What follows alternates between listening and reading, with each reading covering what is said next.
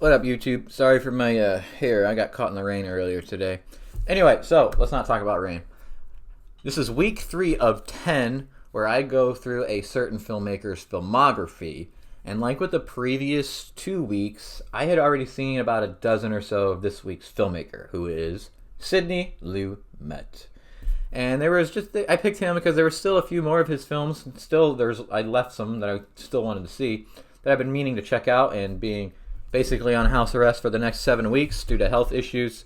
I thought this was a great time to dive into some of those. So let's just dive into the 11 that I managed to watch in the past 7 days. So number 11, ranked dead last, is easily Critical Care from 1999. This is Sidney Lumet's attempt at a comedy, specifically a satire, and it's unfortunately unfunny. Evidently, comedy is not in Lumet's wheelhouse, and I don't mean unfunny in the way that it just doesn't line up with my sense of humor. It's just the humor falls completely flat on its face. It's just like, I question the sense of humor of anybody who finds this funny, because it's not acted well, it's not directed well, it's not written well. Everybody in front and behind the camera are apparently not funny people, and it shows. James Spader plays a resident doctor who gets caught between two half-sisters fighting for the control of the care for their dying father, or as it turns out, is that what they're really after is the $10 million estate? And this whole conflict kind of creates doesn't create it, it reveals another sub-conflict. Spader learns that the hospital financially benefits from keeping patients in comas. So yeah, I'm all for condemning and criticizing and satirizing the medical industry, but this does it in a way that is ham-fisted and heavy-handed, and let alone it never compels any laughter. The closest it gets are during scenes with Albert Brooks in old guy makeup as an elderly and senile the elderly and senile hospital supervisor. And the biggest whiffs where it swings and misses are the scenes with Jeffrey Wright's character having hallucinations, where Wallace Shawn is an escort to hell. Now, these scenes are not only unfunny with Jeffrey Wright's character, they're completely unnecessary. Jeffrey Wright's character, whatever his name is, has 0% to do to the story. James Spader is miscast. Kyra Sedgwick is horrible, just squealing around all over the place. And Helen Mirren is misused because she's in the Jeffrey Wright scenes with the pointless character he plays. So she's pointless by proxy. I thought the production design was eerily artificial, and I didn't like the lack of music. Of all films for Lumet to deny music, why he chose this one perplexes me. There were several films on this list as I was watching them. I was like, the music is kind of ruining this scene. So those movies would have benefited more had it had no music, and this was not the one to do that with. I don't know why he chose this one. I think the plug should be pulled on this film. 1 star out of 4. So let's go to the next. Number 10 is The Wiz. As with Critical Care, Sidney Lumet proves there's another genre he's not suited to handling, and that's the musical. Full disclosure though, I am not a musical person, but I could be. I just find the dance numbers, the choreography for dance numbers to be uninspired most of the time. The lyrics are rarely lyrical, and the music is rarely distinct from its own soundtrack and the soundtrack of other musicals. But even if you are a musical person, can we all agree that having a song and dance number every 2 minutes is a bit much? That's what this does. My wife came in from work the last 20 minutes of it, and without me ever saying anything, she was like, another song already? I do think it's a decent production. The Ozian costumes, the makeup, with one exception, and the sets to be pretty well done and interesting. I do think it's a bit fishy to make a Black Wizard of Oz ghetto, but I digress. I liked Richard Pryor as the Wiz, and Ted Ross as Cowardly Lion, and Nipsey Russell as Tin Man, and I especially liked Mabel King as the Wicked Witch of the West.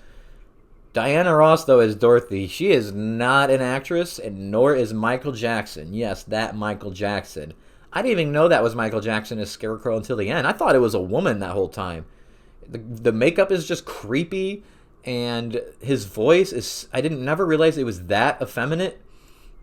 I was just. I mean, I always had the voice with the face, so I wasn't really able to tell just how effeminate it was.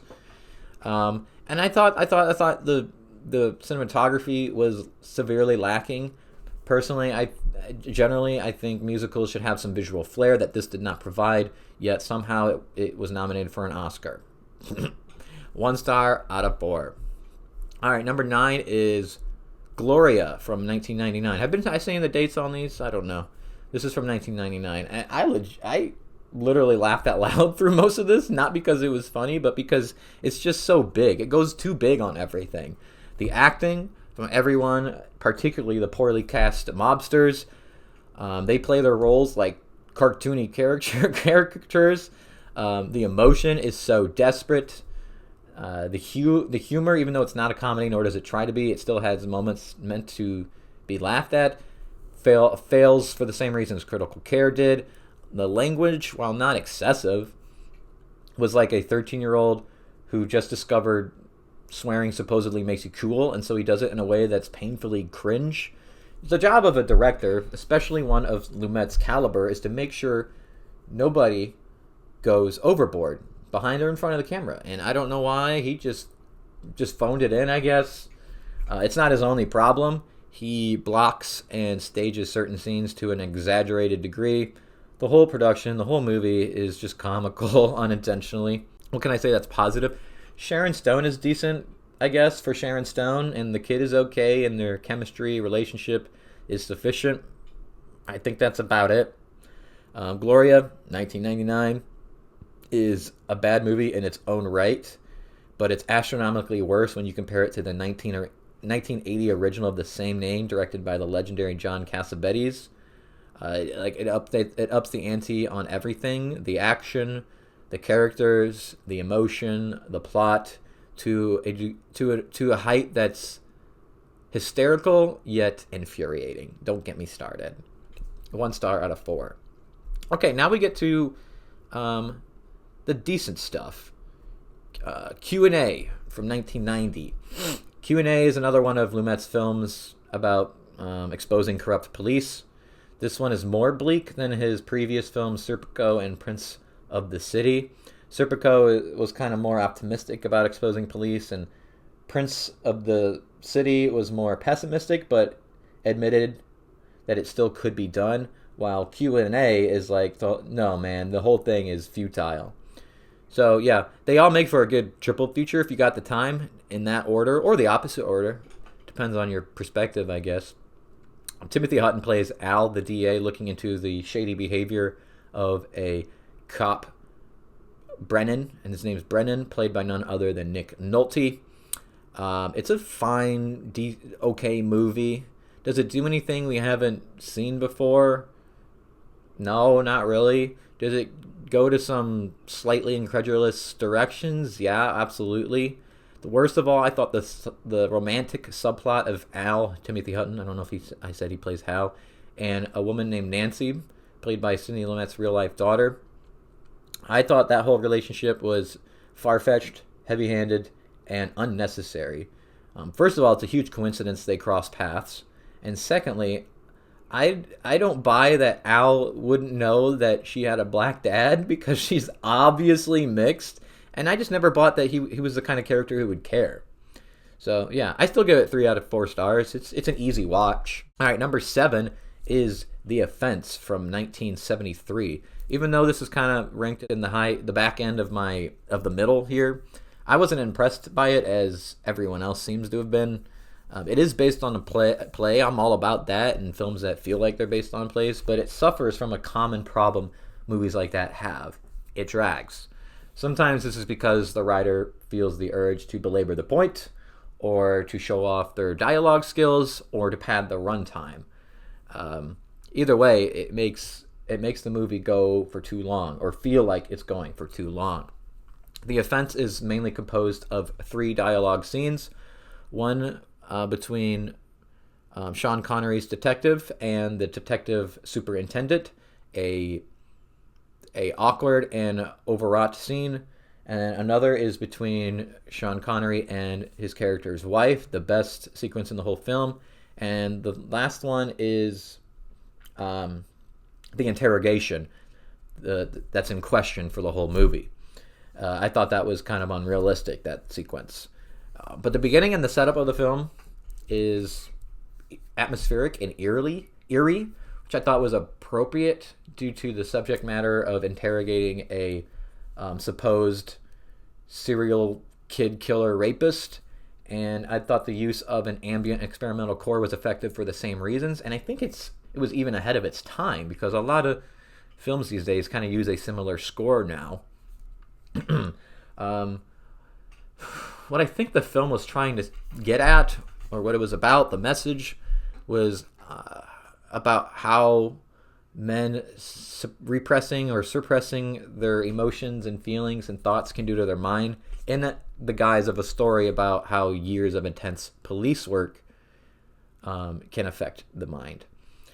I just wish the movie, segued smoothly in itself, and I wish Lumet had more like audacity and energy in his directing here. 3 stars though. All right, number 6, Prince of the City from 1981. This was the one I was looking forward to most, and as you can see, it's kind of ranked slap dab in the middle.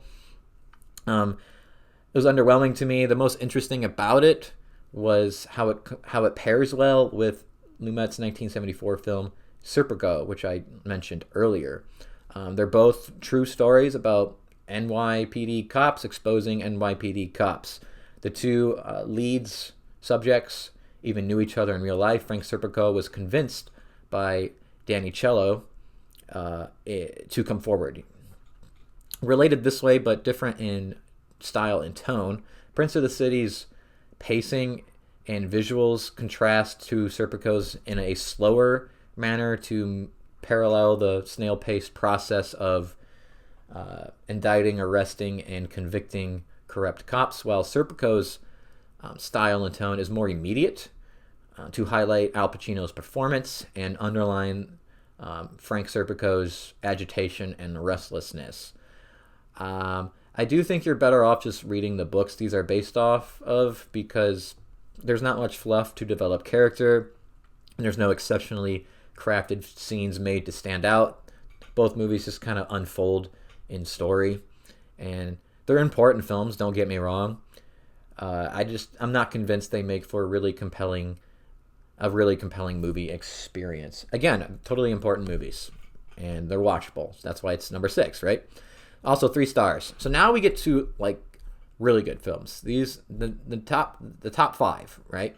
So number 5 is 1986's Power. I'm in the minority on this one. I actually liked it quite a bit, but I may be biased due to it reaffirming what I already believe and know to be true. Why I still am not a registered voter is that all politicians are fibbers and phonies. They lie about, they soften up, or completely withhold what they really believe. And when they get in office, if they get in office, you don't know if they're going to do what they said they were going to do, or if they even can. But sometimes they betray what they really believe to get elected, or they are hollow vessels who don't believe in anything but will say anything to get elected. It's not really about what you stand for or what they stand for. It's about how they look standing for whatever, you know? This goes beyond political positions. This extends to personal appearance as well. But power isn't just about political dishonesty by the people in or vying for office. It's about the machineries behind the curtain that design it, organize it, reward it, normalize it, and profit from it. Richard Gere plays a ambitious and brilliant and savvy political consultant named Pete St. John, who represents multiple candidates not only all over the country but all over the world. And he starts to be disillusioned disillusioned when he takes on the job to help the campaign for a guy replacing the seat of his friend, Senator Sam Hastings. Yeah. We observe the commodification of politics, how campaigning is more like marketing, where a candidate is more like a brand that the public will consume. We see the role the media plays into this problem, controlling the way candidates appear, thus controlling what the public thinks. The media not only covers politics, it's the arena in which politics takes place, and we see how we see Pete St. John. Why is that so hard to say? Pete St. John realize or remember how he has abandoned the notions of civic duty and idealism due to his appetite for success. His self is just as eroded as the real selves of political candidates. Yeah, but it's not all positive things there, but it's not a flawless film. I actually thought it could have been longer and more episodic, and it is a intelligent and knowledgeable film. I did think it was missing some bite. Like, where was the anger? I needed to feel the palpable anger, and I didn't. And I don't even think it's there. I also found it interesting that it was released between two Neil Postman books, Amusing Ourselves to Death from 1985 and Technopoly from 1992. I was thinking about both those books like the whole time. They're worth reading. Check them out. Change your life. 3 stars out of 4. All right, number 4 is Running on Empty. I wanted to like this a lot more because thanks to, in part, its music, it gets a little too melodramatic and schmaltzy for me. There are great things about it, though. I mean, that's why it's number 4, right? Running on Empty is an examination of the consequences of being a radical revolutionary, the toll it takes on the individual, the family unit, and generations to come, the hypocrisy and the exhaustion and the selfishness, etc., that comes with it. It also says that being an ideologue, in a way, becomes its own form of institution. Danny Pope, played by River Phoenix, he's great. The teenage son of a married couple on the run for bombing a napalm facility some years ago. He's kept down by his parents. He can't make friends, and he can't pursue his talents because they're always on the move. His father, the patriarch, Arthur Pope, Judd Hirsch, pretty good too, calls the classical music Danny's passionate about as bougie bullcrap. The family matriarch, Annie Pope, Christine Latti, begins to have her concerns and doubts, realizing the effect this is having on their kids. She wants a normal life now, free of running, free of activism, regretting her actions and her attitudes. The emotions and the performances and the substance makes for a pretty good flick here. I highly recommend it. 3 stars, almost 4. All right, now we're in the top 3. I just gave you the finger. I'm so sorry. All right, number 3 is The Pawnbroker from 1964. I forget if I'm saying these dates or not. I appreciate and respect this film more than I particularly liked it. It's a bleak and depressing story of a Holocaust survivor now getting by working at a pawn shop. His wife and children were murdered in front of him during the Holocaust, and because of this, he has survivor's guilt and trauma. He now shuts himself off from positive emotions and experiences altogether, going so far as to rip his customers off and to dismiss any of their attempts to be friendly with him. He even gives the cold shoulder to his coworker and hangs the phone up on his boss when he calls. He's a total apathetic misanthrope with a void inside of him he won't fill. It's an incredible film. It's acted well, directed well, edited well, shot well, written well. My favorite element was the editing. I really liked how it briefly and quickly, like a blink of an eye, would flash back to his awful, horrendous past. And it was really effective when he was seeing a parallel to his life in East Harlem to his time in a concentration camp. But remember, the flashbacks mostly just come like that. You see an image of it that kind of mirrors what he's looking at in the present. Yeah, really effective stuff. 4 stars out of 4. Now, number 2, Sidney Lumet enthusiasts, if you're out there, you're going to pull your hair out to see that my number 2 is Family Business from 1989. The problem, I think, is people were expecting a tense crime heist thriller when it's just a dialogue-driven, character-focused piece that feels more like a play. And you know I'm all about that. It's about a 23-year-old academic genius, Adam, Matthew Broderick, who comes from a long line of criminals. His father's a criminal. His father's father is a criminal. And who knows how far back else it goes. Anyway, but Adam's father, Vito, gave up his life of crime when Adam came along, and Vito's father, Jesse, Sean Connery, Vito is Dustin Hoffman, by the way, Jesse, Sean Connery, has been disappointed ever since. So when Adam drops out of MIT on a full scholarship just 6 months before graduating to make his dad mad, he approaches Jesse to assist in a heist. Jesse, though, wants Vito to be the third man. And Vito ultimately agrees because Adam says he's going to do it with or without him anyway. So he just hops along and makes sure he's safe and does it right, I guess, and gets away clean. Shenanigans ensue, none, of course. The characters, the dialogue, the performances, and the writing are all excellent. Easily Matthew Broderick's best performance, although I know that's not saying much. And I think it could be Sean Connery's best performance as well. Dustin Hoffman, however, has just had too many good roles and too many good movies. It's hard to put this at the top, but he's pretty good here too. Family Business isn't just about character and dialogue and stuff and performances. It's got a lot of substance too. It explores the weight of familial legacy, how our heritages shape who we become or can become, and what paths we feel obligated or tempted to make, or even what paths we are unconsciously destined to make. To follow.